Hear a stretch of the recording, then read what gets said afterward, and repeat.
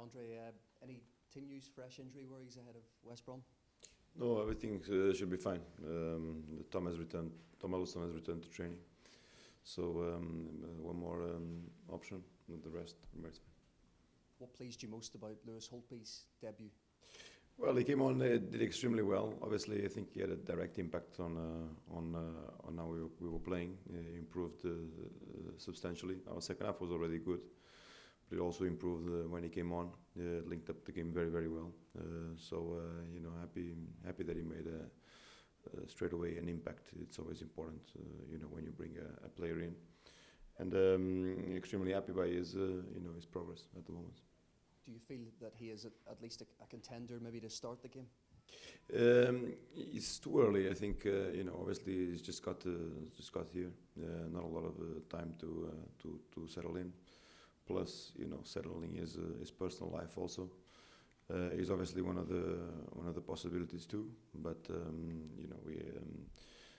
lots of players are doing well at the moment in the team. It's difficult to get into the team, so we'll have to make a decision tomorrow.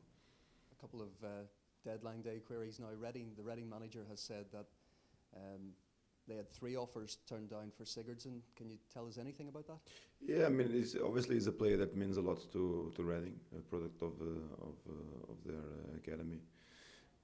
He's always a player that Brian appreciates and probably could have been a big boost for them. But he's a player that we rate very highly. We brought him here after last season, amazing contribution for Swansea.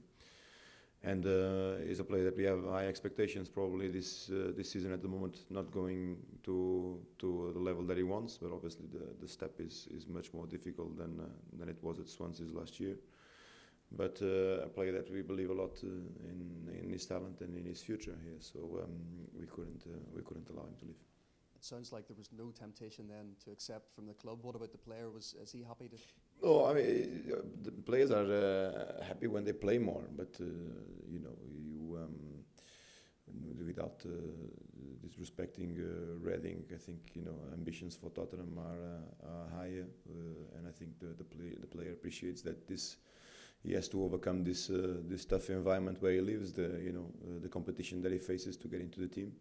And I think that will what makes a player like that evolve in any circumstances. Can you say how much the offer was? No, I'm not sure. I left it to the chairman, but anyway, it wasn't a possibility. On Leandro, how close were you to signing him? No, I mean we've approached this market very, very sensibly. So I've kept it open in between our conversations. It was something that. If it was going to go out of proportion, we would step out of it. A player that has been linked recently with Spurs, players that we've told you before, made it publicly that we chase, but we couldn't agree on the full conditions, so we have moved on. Is that likely that it could happen maybe in the summer? No, don't think so. Probably finished by now.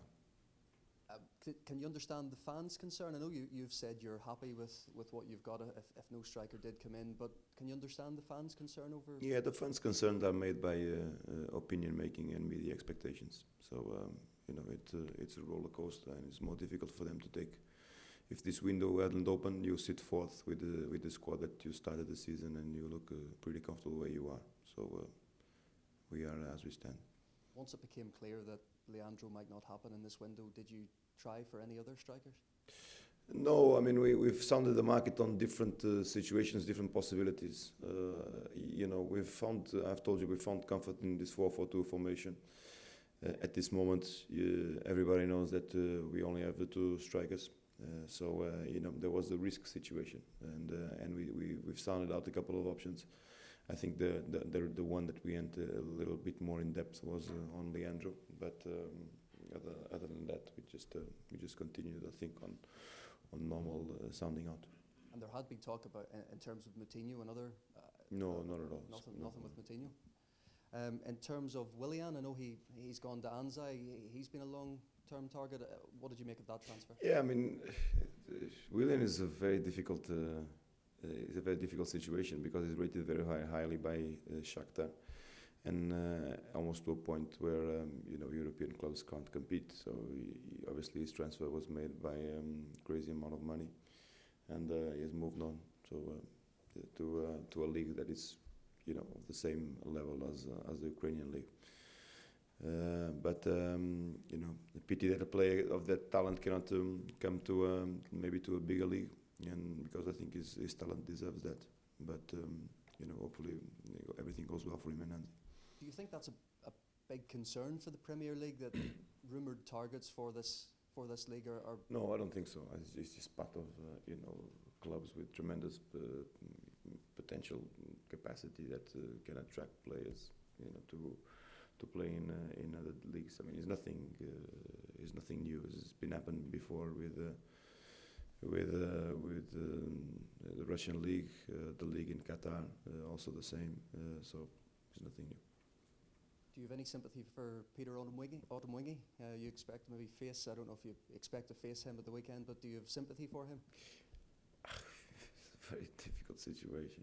It's very strange. I mean, I don't know.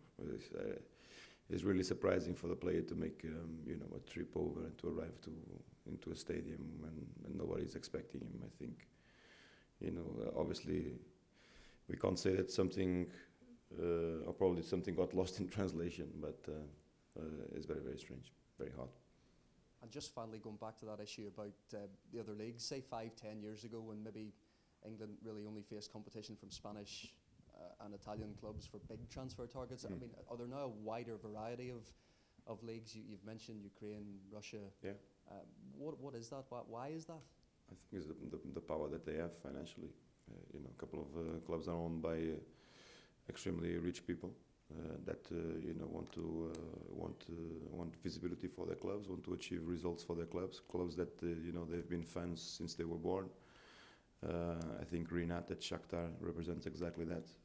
A person who has made it on his personal life to be a billionaire, and he is able to take care of the club that he always followed since he was a kid, with tremendous financial conditions. So I think it's a fact of people investing money back into the clubs.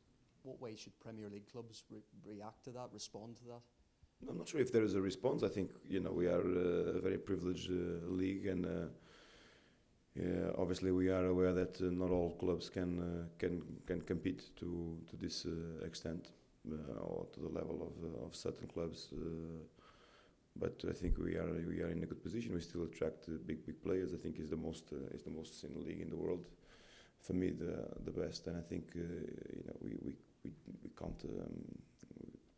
I think we are pretty recognized, and people who want to make the move across, they come here. Thanks, Andre. No worries.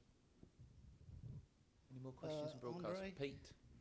How pleased are you to see the back of the transfer window, or are you a fan? No, it's very. I think it's a bit too long. I've spoken about the August transfer window, and my opinion of it. It should close before the first game of the season, 1 week before. On the January one, I think is too long. Can perfectly be cut short. For the amount of activity that we've seen in the last 2 or 3 days, we could cut it short perfectly to 1 week, if it really is sensible to open it.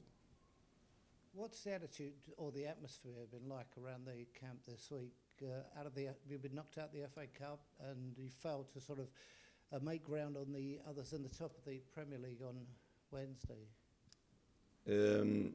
On the cup exit, we were very, very disappointed. We wanted to come back to winning ways straight away at Norwich. Fortunately for us, we did enough on the second half to come back into the game and draw the game. I mean, it's not the result that we were looking for, but it's not a bad result away from home. I think the mood around the camp is of commitment, of a team who wants to get back to winning ways. It's been in all competitions. It's been a while since we don't win, and I think everybody, as you drag this on, you become even more committed to getting that win. Does that make the game on Sunday then even more important? No. I think it's the same importance as we continue on our progress. And what do you make of West Bromwich Albion? They've had a sort of inconsistent season, good patches. relatively? Yeah, I think, in my opinion, they are having an extremely good season. Whatever happens on Sunday, they want to lose their ninth position. They can go forward. What probably happens with West Brom is because they were so high in the beginning. Now people look at it as something negative. The fact that they are running in ninth and they've dropped down, which is extremely unfair in my opinion. So I think Steve is doing a fantastic job. And with a club that has good conditions to work, I mean, hopefully, I think his work can be recognized, and not only seen by the recent results.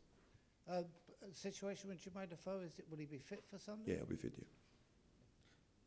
All right, guys. You have the cameras. Just one more, Declan, Andre. last one, please. Just on Lewis Holtby, how's he been settling in at the club? Yeah, good. Obviously, training hard. In the meantime, looking to settle his personal life, as I told you, finding a house, trying to settle all the things that surround him. But perfect. I mean, he came on.